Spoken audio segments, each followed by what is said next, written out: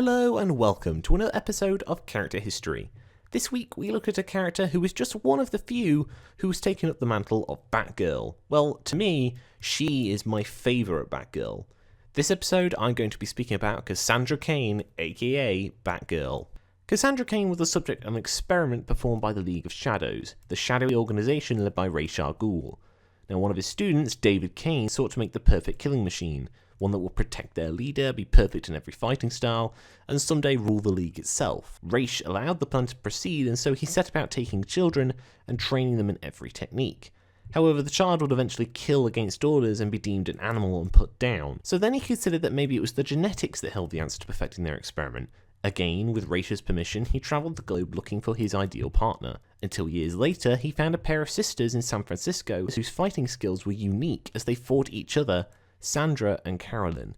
Cain killed Carolyn, therefore sending Sandra on a worldwide hunt to find her killer, but Cain was just too good for her. He revealed to her that without her sister, she was 10 times as strong.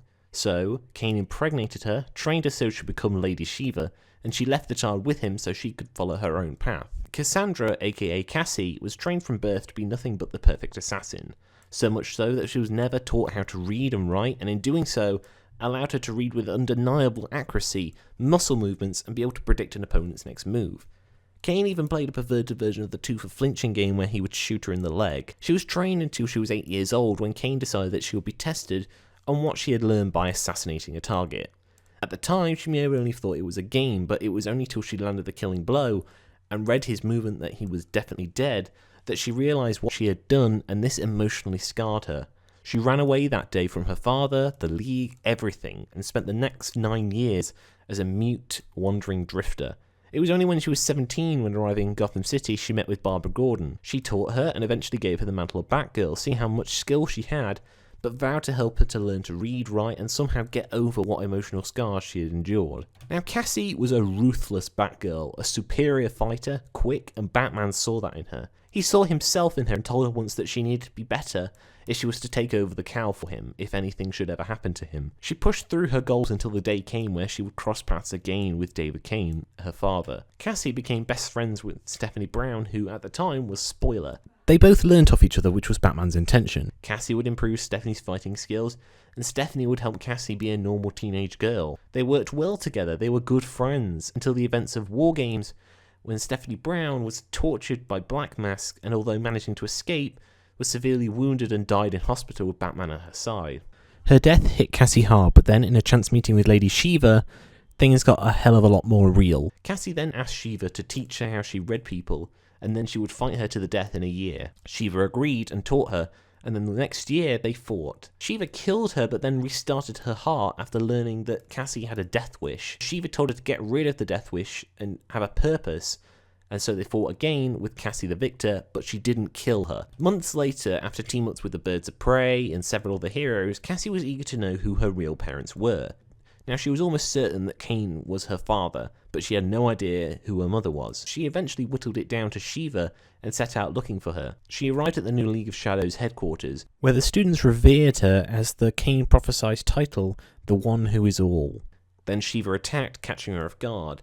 When Cassie finally caught her bearings, she was frozen by Mr. Freeze and was to be auctioned to whichever criminal wanted her more. Deathstroke, Penguin, you name it. Now, when alone with Freeze, she convinced him to let her go, which also resulted in Nora Freeze being brought back to life in the Lazarus Pit.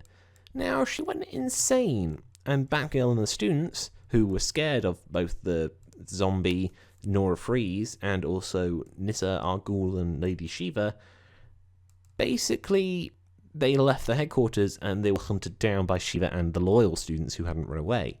Now, for days, Cassie held them off before facing one of Cain's rejects from the early days of the project. She was stabbed through the heart and lay dead on the ground. Now, while dead, she met with Stephanie, where she finally felt at peace with the world. Shiva then retrieved her body and placed her in the Lazarus Pit. Shiva then explained what had happened to her and how she was indeed her mother.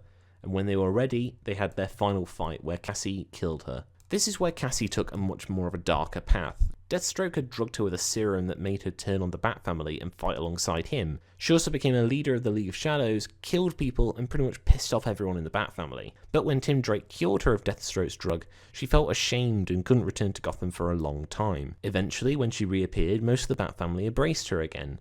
While Nightwing thought Batman was foolish for bringing her back, she sought to track down her father who had escaped jail. She hacked the Bat computer and went on the hunt for him with Oracle's help. When she finally tracked him down and caught him, she was given a choice. She could have let him die, but she chose not to, and he went to the hospital. Seeing that Cassandra had finally dealt with her demons, Batman made the gesture of adopting her like he had done with the other members of the Bat family, and finally giving her the family that she had always craved. Now, when Bruce supposedly died while Dick Grayson and Tim Drake fought over who would wear the cowl, Cassie was deeply hurt, and with that, she ran into Stephanie Brown while on patrol. As it turned out, she was not dead after all. Although Cassie knew, she refused to kind of admit it to herself, and she hadn't actually seen her. So after a fight where they spoke briefly, Cassie left the costume back at Stephanie's place, stating that she didn't need it anymore. Now, a few months later, Tim Drake, now going as Red Robin, tracked her down in Hong Kong. He gave her a new costume and persuaded her to come back, but she did not want to, but decided to go by the name Black Bat and would fight in Hong Kong. She did return to Gotham City after a while, helping out on a few occasions, including being a role model to Damian Wayne, especially when Bruce returned from being dead. She stated that she would visit Gotham more often. Eventually, she became part of Batman Inc. and again was part of the Bat family. As of yet, Cassie has not yet returned to the New 52, but I whole hope that she will be reintroduced in the future, as they have done with Stephanie Brown earlier 2014 for Batman Eternal. Until then, I am proud of her run as Batgirl, as it was filled with tragedy, hope, fun, and happiness until the end. Well, there you have it, the history of Cassandra Cain, a.k.a. Batgirl. Until next time, that was Character History. See you, folks.